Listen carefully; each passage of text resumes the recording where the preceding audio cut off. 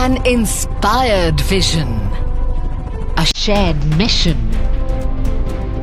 Powered by a nation's ambition.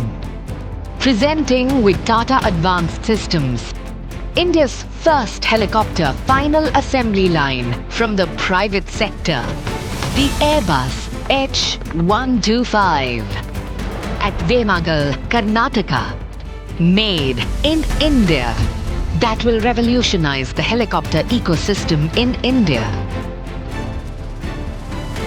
A new era in civil helicopters, a lifeline, a savior, a pulse of connectivity, a tool for public service, a tool for nation building. But the vision goes beyond civil helicopters.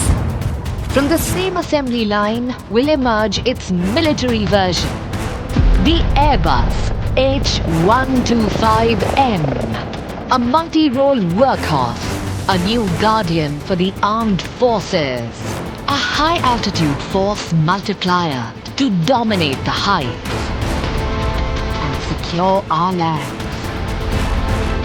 Designed to excel in tactical reconnaissance and surveillance, in logistics and rescue.